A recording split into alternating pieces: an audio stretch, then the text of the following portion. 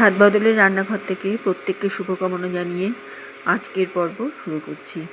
আজ আমি একটা সবজি ভাতের রেসিপি নিয়ে এসেছি, যেটা খুবই সাদামাটাভাবে তৈরি, একমাত্র নিরামিষ দিনের জন্যই আমি তৈরি করেছি। একভাবে ভাত খাওয়া হয়, ওই জন্য খুব অনাড়ম্বরভাবে বানিয়েছি। তো এখানে আমি শুধু নিয়েছি গাজর, ফুলকপি কুচি করে, আর কড়াইশুঁটি নিয়েছি, আর বিনস নিয়েছি। তো আমি প্রথমেই সব কিছু ভাপিয়ে নিচ্ছি। প্রথমে দিয়েছি কড়াইশুঁটি, গাজর, ফুলকপি, এখন বিনস দিলাম। আর এই যে জিরাটা দেখা যাচ্ছে, এটা আমি পরে দেখাচ্ছি।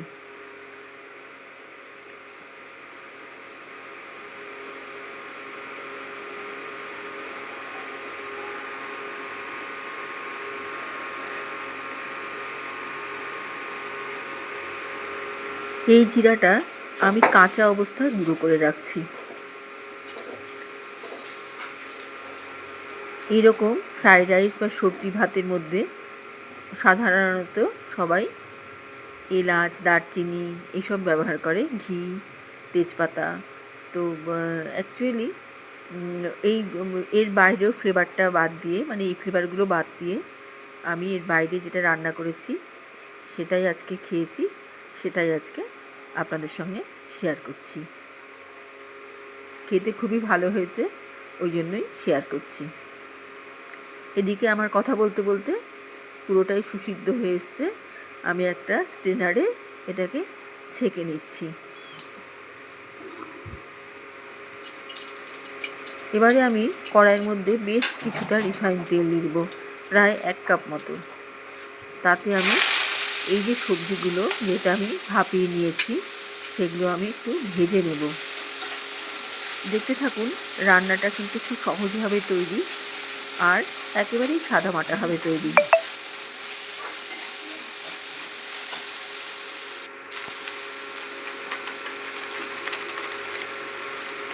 এখানে লঙ্কা গুঁড়ো দিলাম, জিরের গুঁড়ো, কাঁচা লঙ্কা,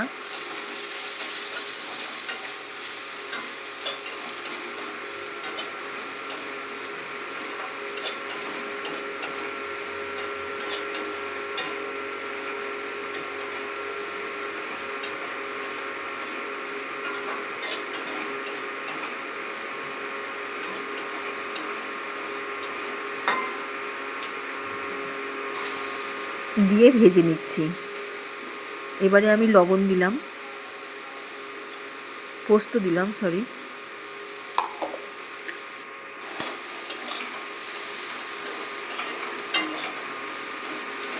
দিয়ে ভেজে নিচ্ছি।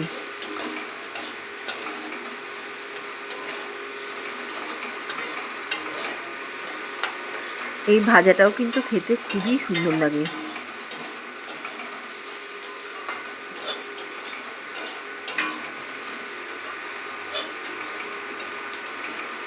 এমনিতে সেদ্ধ করাই আছে, তার মধ্যে আমি তেল দিয়ে সম্পূর্ণটাই ভেজে নিচ্ছি।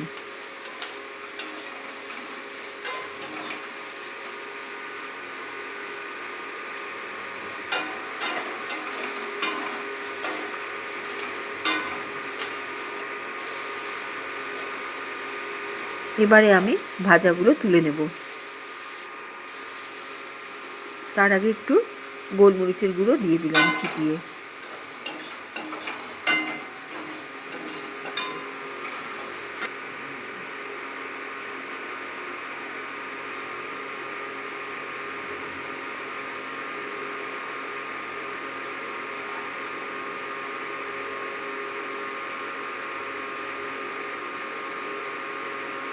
এইরকম ভাজা কিন্তু মুড়ি দিয়ে খুব ভালো লাগে।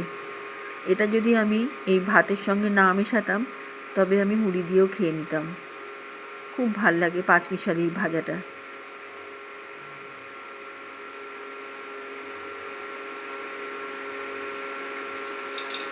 এবারে আবার রিফাইন তেল দিলাম, কাঁচা লঙ্কা, তার সাথে যে কাঁচা জিরেটা গুঁড়ো করে নিয়েছি, সেই কাঁচা জিরেটা দিয়ে দিলাম, কাঁচা জিরের গুঁড়োটা। কাঁচা লঙ্কা আর কাঁচা জিরের গুঁড়োর যখন ফোড়নটায় ভালো গন্ধ বেরোলো তখন আমি ভাত দিয়ে দিচ্ছি। এখানে বাসমতি চালে রান্না করা ভাত।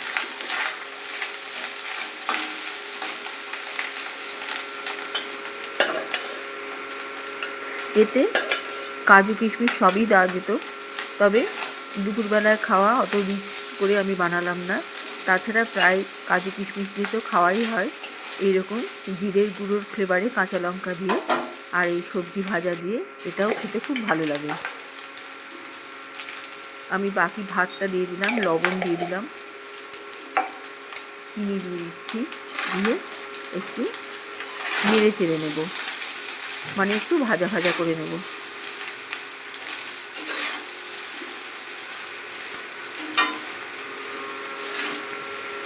নাড়াচাড়া করতে করতে লঙ্কাগুলোও বেশ কিছুটা ভেঙে যাবে, যেটা আমি ফোড়ন দিয়েছিলাম একটা ঝাল ঝাল ভাব আসবে। আর না ভেঙে গেলে দু একটা ভেঙে এর সাথে পরে মিশিয়ে দেওয়া যাবে।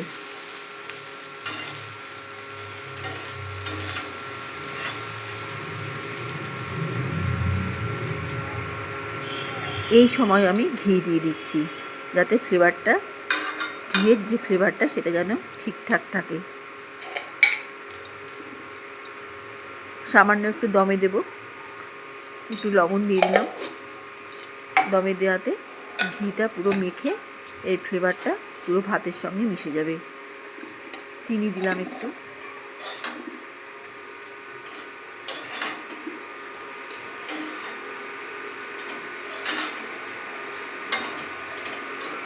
ভাতটা কিন্তু হালকা আছে, বেশ লালচে লালচে করে ভাজা হবে,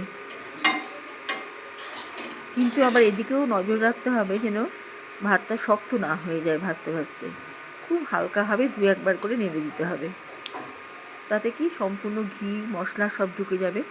এরপরে আমি যে ভাজাটা তুলে রেখেছিলাম সেই ভাজাটা মিশিয়ে দিচ্ছি।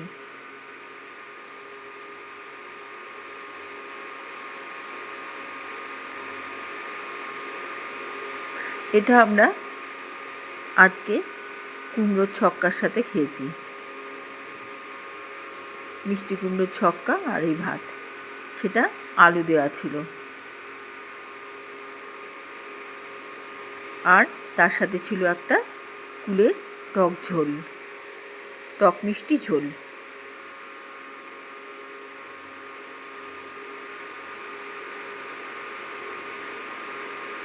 এরপরে আমি এর মধ্যে একটু আদা গ্রেট করে দিলাম, আবারও নেড়ে চেড়ে নেব।